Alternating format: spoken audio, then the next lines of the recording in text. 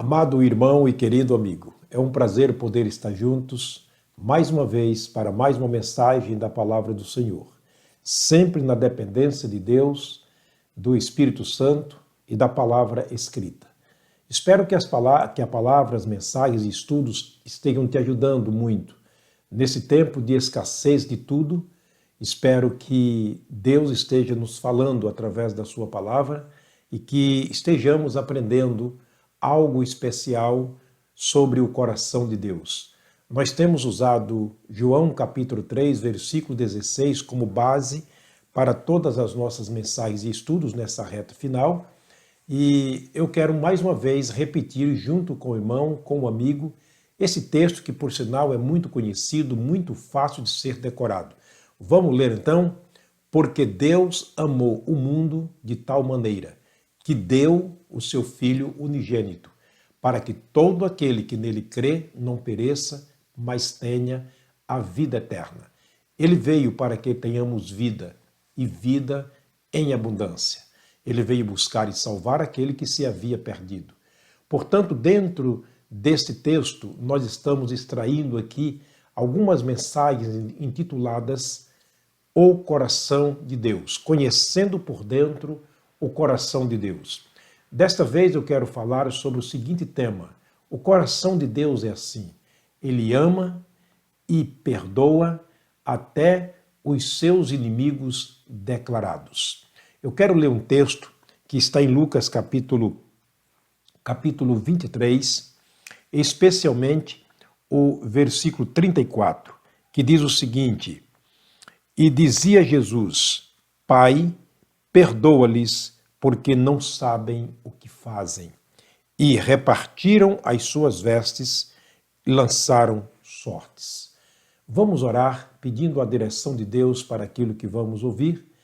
Pai querido, Pai de amor, eu agradeço ao Senhor por estar juntos com os meus amigos e irmãos neste momento, diante da Tua palavra, para mais uma mensagem e estudo da palavra do Senhor.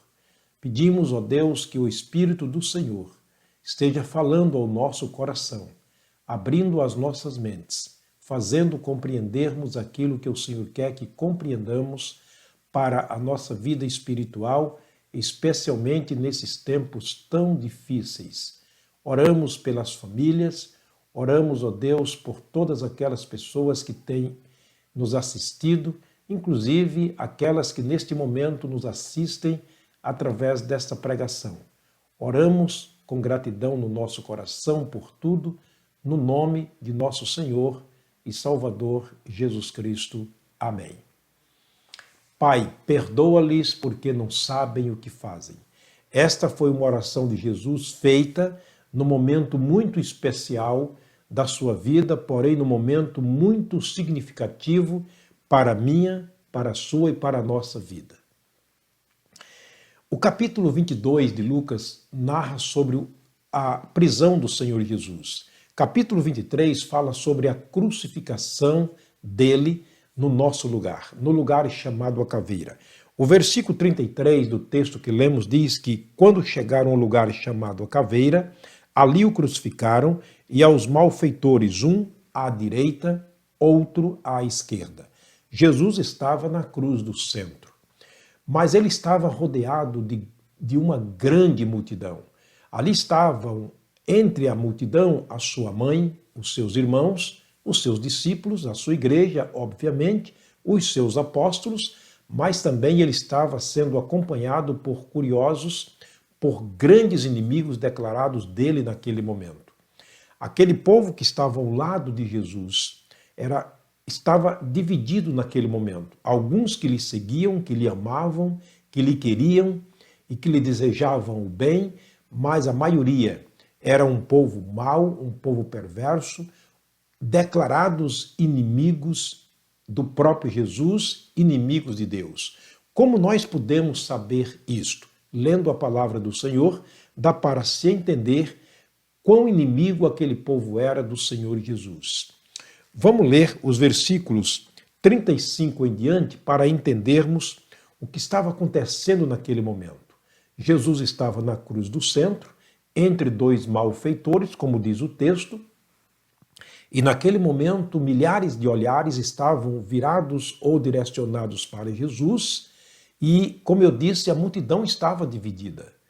Muitos amigos, muitos seguidores, muitos discípulos, apóstolos, porém centenas de inimigos declarados. Diz o versículo 35, e o povo estava olhando. E também os principais zombavam dele, dizendo aos outros: salvou, salve-se a si mesmo, se és o Cristo, o escolhido de Deus. Observa que eles usavam uma maneira horrível de menosprezar Jesus e se declararem a si mesmo inimigos dele, quando a Bíblia diz que eles zombavam dele. Fazia zombaria do próprio Jesus, que já estava em um estado de inimigo, ou seja, de delinquente, cravado numa cruz. E por cima de tudo isto, ainda eles zombavam do Senhor Jesus. O verso 36 diz que também os soldados escarneciam, chegando-se a ele e apresentando-lhe vinagre. Observa que ele estava sendo zombado, mas também estava sendo escarnecidos, tanto pelos principais, as autoridades da época, quanto pelos soldados romanos que faziam parte daquela corte que prenderam Jesus e o crucificaram. Verso 37 diz, dizendo, se tu és o rei dos judeus, desce da cruz, ou seja, salva-te a ti mesmo, se tu és o rei dos judeus, que na verdade Jesus é o rei dos judeus. Ele foi, é e será o rei dos judeus. Mas naquele momento eles colocavam dúvidas, eles colocavam em xeque a posição de Jesus como rei de Israel. Se tu és o rei de Israel, então salva-te a ti mesmo. Apesar de que eles não entendiam que Jesus não veio para salvar-se a si mesmo, Jesus não precisava ser salvo da cruz ou salvo de um pecado.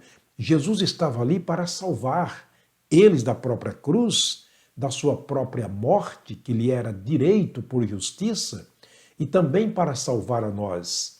E o versículo 38, ele diz, e também por cima dele estava um título escrito em letras gregas, romanas e hebraicas, este é o rei dos judeus.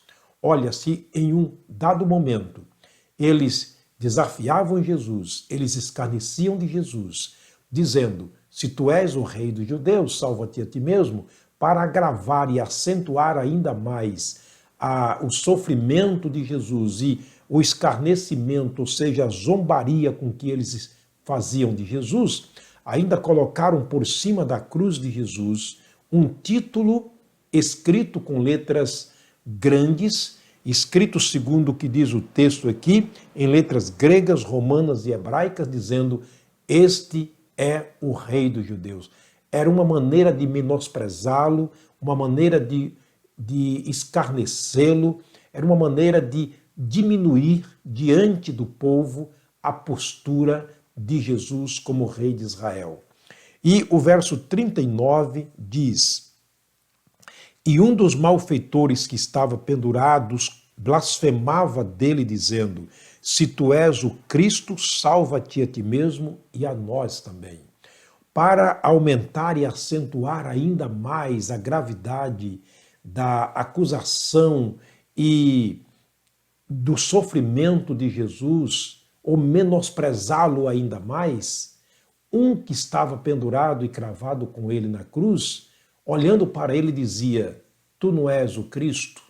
Então salva-te mesmo e a nós também dessa cruz. Bem que aquele moribundo reconheceu que Jesus tinha poder para isso. Por que não o fez? Nós já falamos isto, respondemos essa indagação numa mensagem anterior. Porém, o que nós queremos mostrar aqui era os inimigos declarados de Jesus que estavam diante dele lhe acusando. Jesus foi zombado, Jesus foi escarnecido e blasfemado.